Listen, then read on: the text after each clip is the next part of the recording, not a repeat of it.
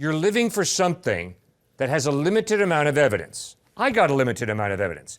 But if you're going to tell me after listening to my evidence that Jesus is reliable, if you're going to basically say it's not enough, then you have a standard in your head, like it or not, and you're telling me, Cliff, you gave me evidence, it's not enough. Fine, I got no problem with that.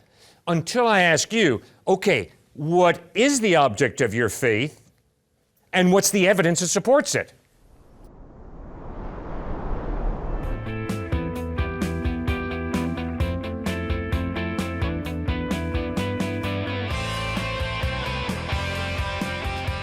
Now that you decide like he is God, you've been convinced of this, do you then have to or you then supposedly should accept everything that he says after that without question? Doubting Thomas, he said, okay, so you're not going to listen to your buddies who were eyewitnesses. So here, let me give you the actual DNA physical evidence. Thrust your hand into the spear wound in my side. Now stop doubting and believe. Mm-hmm. But he gave him 2 lines of evidence, eyewitness testimony and physical DNA evidence, before he said, now stop doubting. You've had enough evidence. You got to ask yourself right now, how much evidence, what is the standard that I'm going to ultimately need in order to believe that God exists and that Jesus Christ is him? Because I don't think you know the standard right now that you need of evidence. Because it kind of sounds to me, respectfully, like you're jumping all over the place. Like, what is the standard that you need? A photograph? Like the woman said earlier, she needs a photograph? Yeah, I don't know what would. Well, but if you don't know, then you're going to keep moving the goalpost, most likely. Mm-hmm.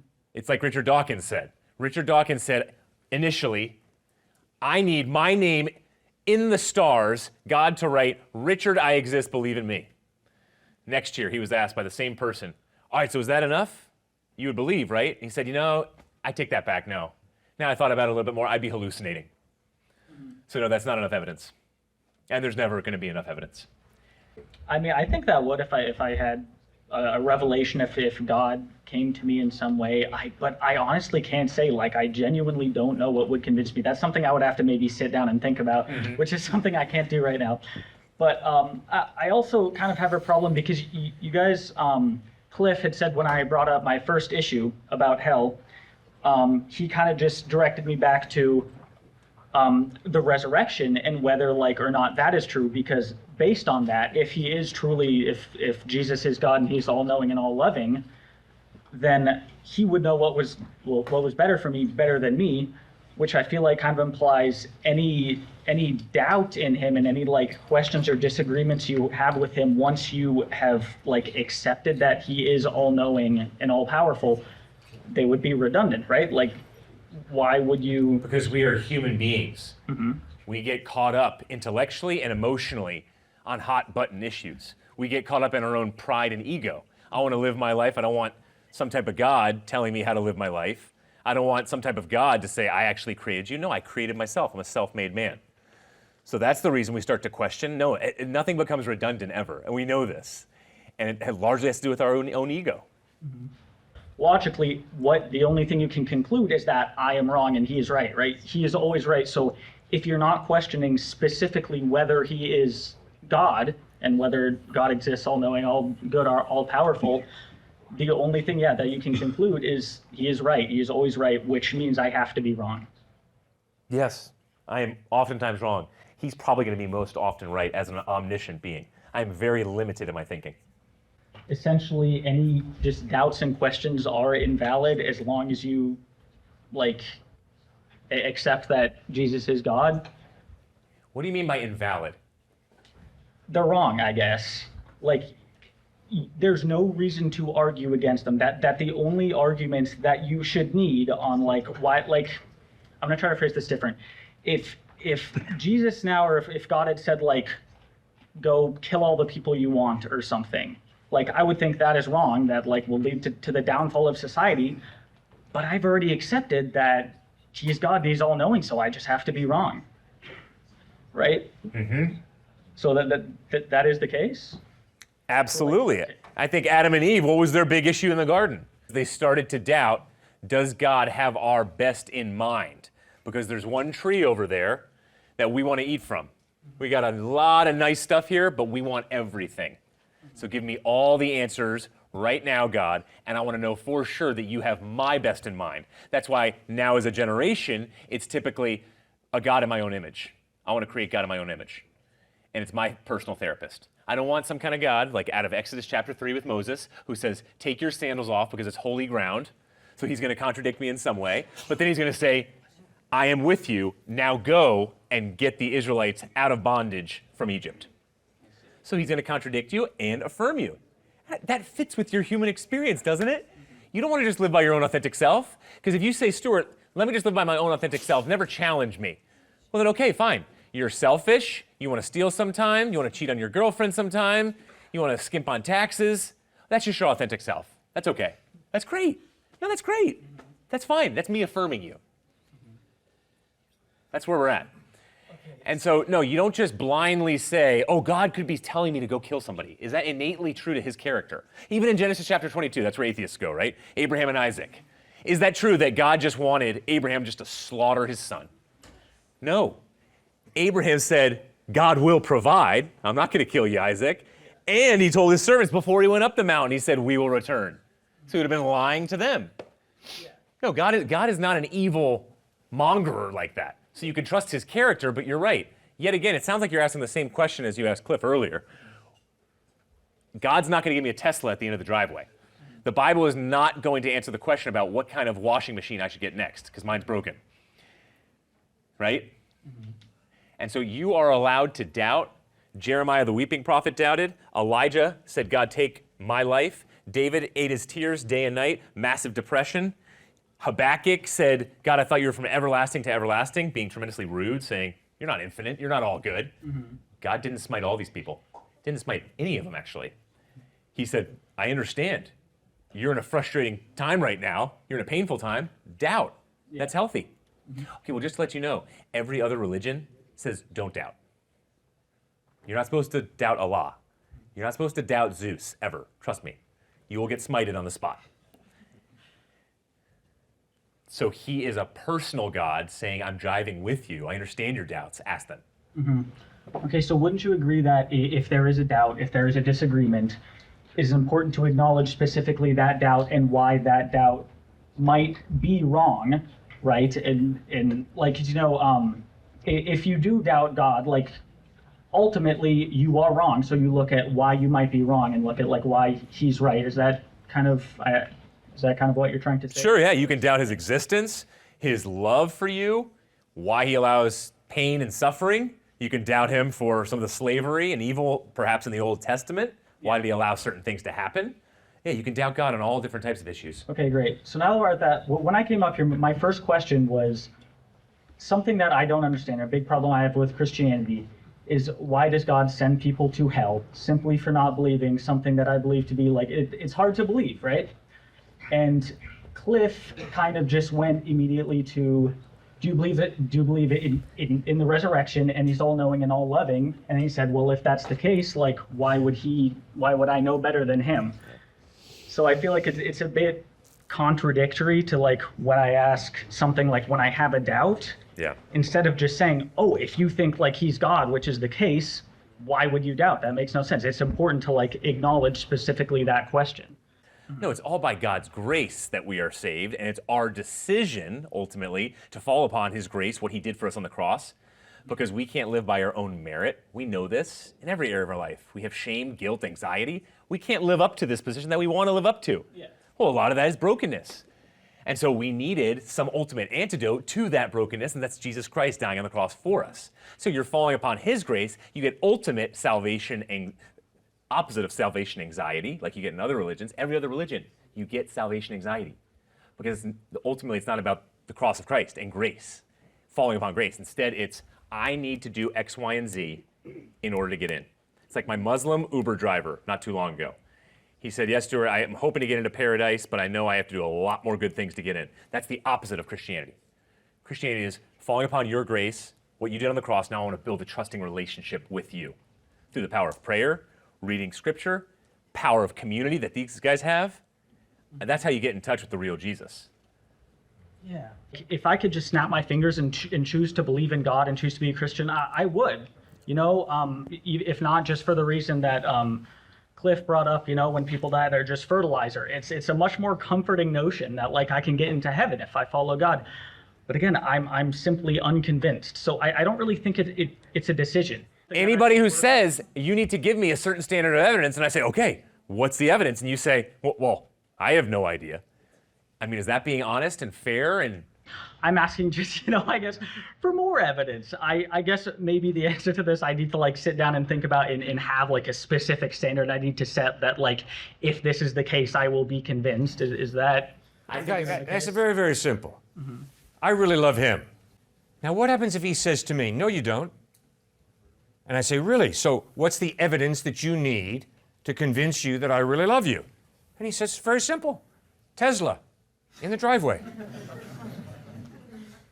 What's he doing? He's being dishonest. Mm-hmm. He's basically lying to himself and to me.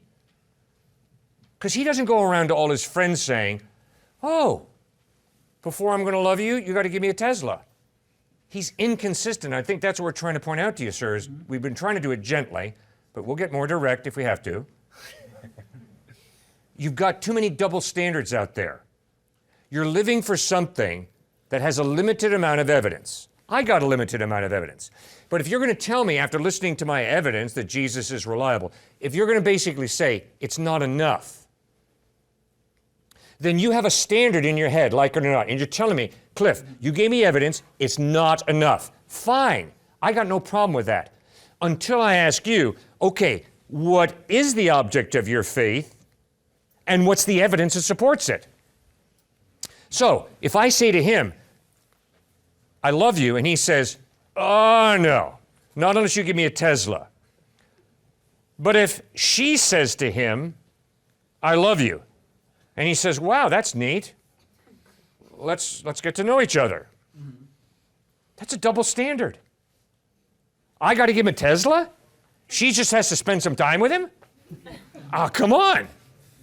That's a double standard. See, it's dishonest. You said that because I kind of don't believe I have some standard by which I will believe, I don't, or at least maybe I that's not my point. subconsciously do. My point is you believe something. Yeah. You're too articulate. I'm not blowing smoke in your face, okay? I'm telling you the truth. You're very well put together. You're very articulate. You obviously have a good mind. You're thinking. You're living for something or someone.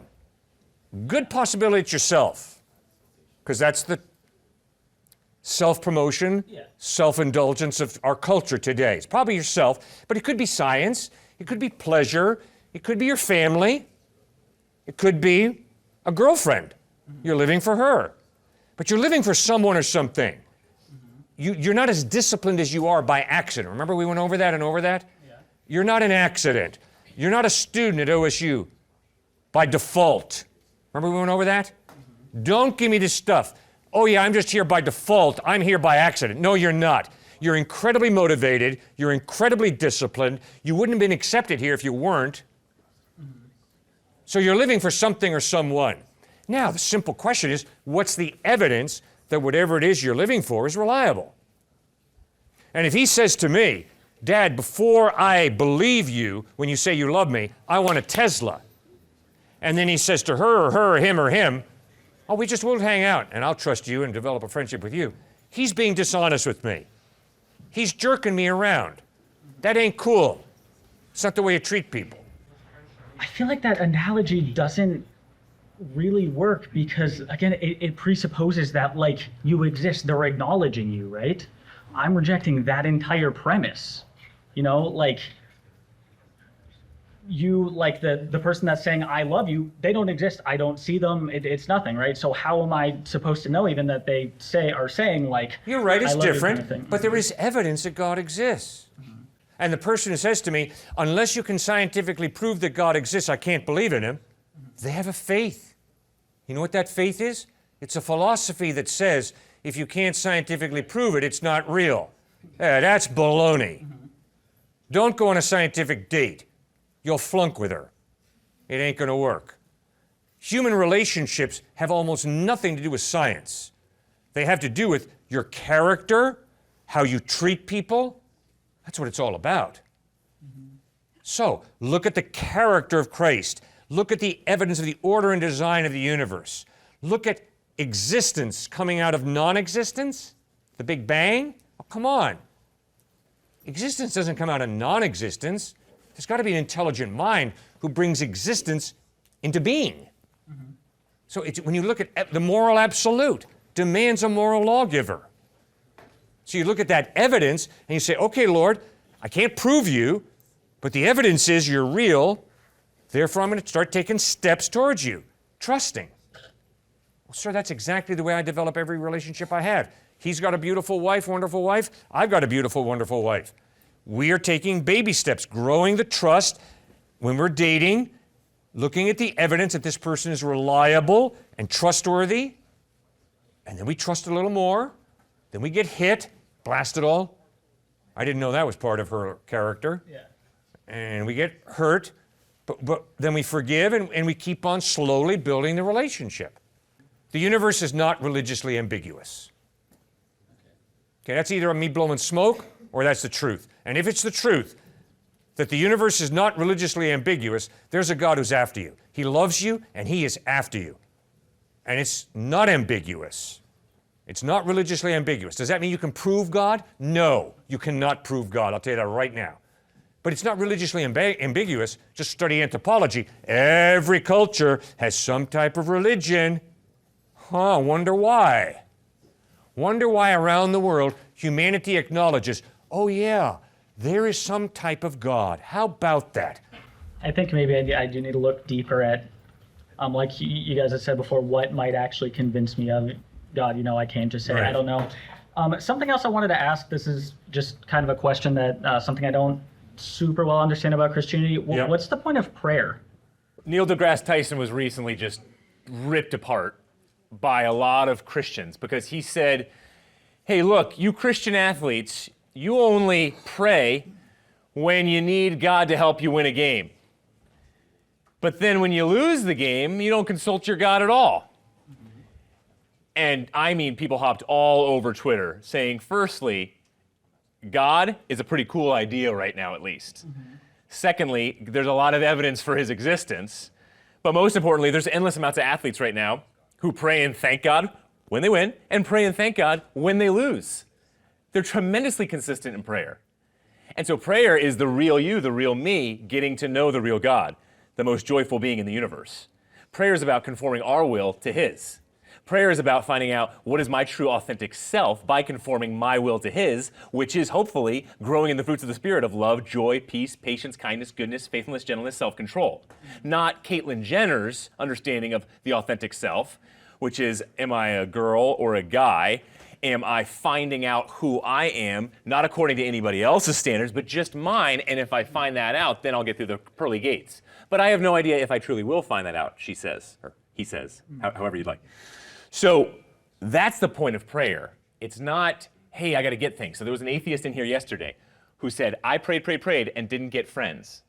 And so I don't believe in God. All right, sad, but unfortunately, that's not the point of prayer. The point of prayer is to get to know the Creator. And by doing so, life does flow nice and naturally, but that doesn't mean everything's going to go well all the time.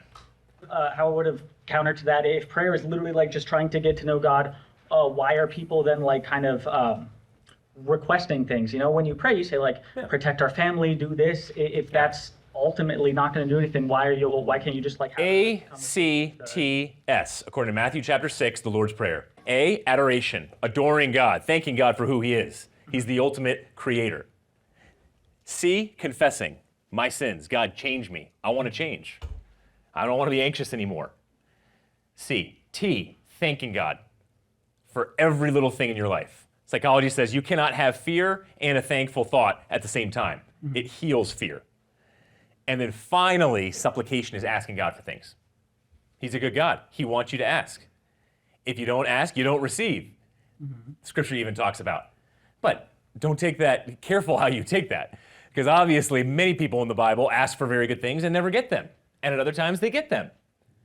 Many times I have asked for things and I am so glad after a few months that God did not grant an answer to the prayer in the way that I wanted him to. He answered that prayer in such a way where if I knew everything he knew, I would have asked for something very differently. I see. So S, supplication, your good question, asking God for things, that comes at the very end. There's a lot before that. And if you do so, even atheists, 35% of atheists pray. That's kind of odd. Who are you talking to? Yeah. Yourself. Yourself. You don't believe in God, so you're just talking to yourself. Why are you praying? And so there's a natural inclination to pray. And as a therapist, prayer is like at the center of most of therapy now. It's kind of newish. So go by how Jesus teaches us to pray. And it's not just for the askies. I personally have been someone who's an atheist most of my life. Up until recently, I think I transitioned into being agnostic, now being someone who's a little bit more spiritual, but not quite into Christianity yet. So one of the things that's holding me back is a lot of, from an outsider's perspective or an atheist perspective, a lot of like the selling points I see like as a fly on the wall, which to me would be the afterlife, and furthermore, the control that comes with that, which is if you don't do what I say, if you don't do what as I do, you're not going to get into the afterlife, Right. and you're not going to get all these good things that come with it. Right. The only reason people go to hell is because they've chosen to live their life separate from God, and on the day of judgment, God will look them in the face and say, your will be done. You chose to live your life separate from me, you will spend eternity separate from me.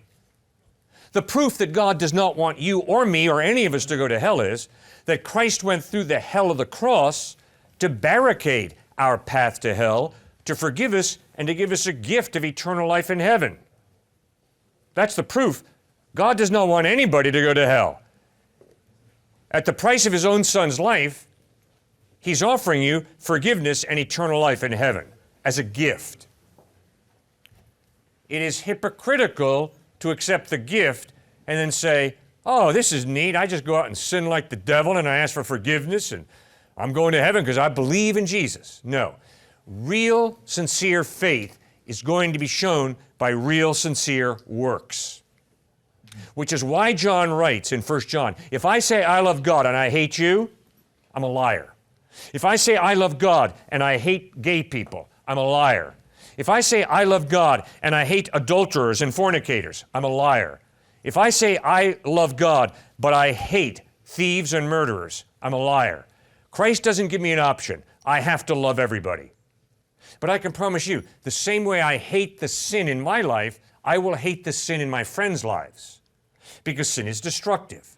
Maybe one of my issues is it's not with God or with Jesus, it's with a lot of members of the church, which have hurt a lot of people in my life. And I know a lot of it is, for me, has been Catholicism rather than Christianity that I've seen. But even with that and all that drama, it keeps me like from wanting to put my faith into something that is so surrounded by some level of hate wherever you go. Right. Church pain is one of the biggest pains around. And I'm a pastor of a church, and when people who call themselves Christians and they behave in an un-Christ-like way, and you're a pastor or you're speaking the way Stuart and I do, it hurts. Okay? So I'm very sorry for your hurt, and I can promise you I understand it a little too well. Another thing that has kept me away from it is a lot of the things that you've actually been saying, which Right. is the whole thing between a cockroach and stepping on her is a feeling. And I feel like faith is belief without evidence, and to do that is to feel that way, rather than throughout my past always thought it's more logical to go with what you can see, with what you can like scientifically deduce. And with more and more evidence coming out past the release of the Bible, which I know is a point you mentioned earlier, it doesn't matter how old it is, but with more and more evidence, like we're not the center of the universe or the solar system or galaxy, all those things that come out to fruition, it makes it harder and harder for me to put faith and to believe in something, and in other words, use my feelings for it. Unless you can scientifically prove it, it's not true. That is self-contradictory, that's a philosophy, it's ridiculous. There is so much to reality that you can't scientifically prove, it's incredible. Okay? So please don't buy into this idea that unless there's scientific evidence that God exists, I can't believe in him. Because God is not a scientific question. God is a philosophical, rational question, but not scientific, because scientific is based on observation, repeatability of an experiment. It's a study of process. God is not a study of process. God is an issue of, is there a mind behind the scientific process, or is there not? As a mechanical engineering student Yes. here, we have a lot of theories that come out of, like, this is how we imagine the world works, and we will find equations that happen to perfectly line up and match with what we're learning or how we envision it works. And that is something that personally I feel like, as going along what the last speaker said, is my standard of like evidence that I would want to see. Beautiful. Blaise Pascal, 17th century physicist, mathematician, pointed out beautifully. How do you think through the glory and the wretchedness of human beings? And the Bible does that. Jesus does it. We're all created in the image of God. We all have glory, value. We all have goodness in us. We're created in the image of God. But also, we all are sinners. We're rebel against God. We've defaced the image of God in us. It's ugly. That's my experience. Jean-Jacques Rousseau said, oh, no, we're all born good. We're really good, and it's just society that corrupts us. Baloney. We're all born mixed up kids. Good and evil in me and in every one of us. I have a longing for meaning and purpose in life. And Jesus says, that's right, Cliff. God created you for a purpose, to love God with your heart, soul, mind, and strength, and to love your neighbor as yourself. The purpose of life is not to make money. It's to love God and to love people. Then the Bible goes ahead and says, but work is very important. Why? Because when you work, you're joining God in the creative process. Creativity is good. Work is good. Because work is joining God in caring for people. God didn't drop my breakfast on the plate this morning from heaven. He didn't FedEx it. Instead, there were farmers who worked, truckers who transported, and shelf stockers who put the food up on the shelf. And I went to the store and bought it. So God says, join me by working in the creative enterprise. And as I study the homeless, I begin to realize if you don't work, you're going to have a lot of psychological problems. Work is incredibly healthy, but so is rest, solitude, quietness before God, having a quiet time where I get to know Christ, God, better. Very important as well. I can't be a workaholic. So I notice when I'm standing doing a funeral, and I got this wooden box in front of me, and it's about to be lowered into the ground, and I got the family crying their eyes out on the other side of the casket. We want to see our loved ones again. Why do you grieve? You grieve because you loved and you lost. And so the ones in the box now, we're going right down to the ground. You ever going to see that person again? No, not if there is no God. But we long to see those people again. Why did Dostoevsky, the great Russian novelist, come to the point of believing in the resurrection of Christ? Not because he studied the historical evidence. That's my approach. His approach was he cheated on his wife. He toured around Europe with a mistress, this great Russian novelist Dostoevsky. He had a faith in Christ, and he began to realize, I am really messing up. His wife gets really sick, so he goes back to Russia to see his dying wife. He gets there after she died. So he's sitting there in the room with his dead wife on a table, and he's thinking, oh my gosh, what did I do to this woman? And all of a sudden he begins to realize, this resurrection is necessary. I need to reconnect with my wife one day. And I believe now that Jesus really did rise from the dead, and that there is a hope, a solid hope of life after death. And it's because he rose from the dead that I believe there is life after death. So that's how Dostoevsky worked it through, the brilliant Russian novelist. I'm a little different.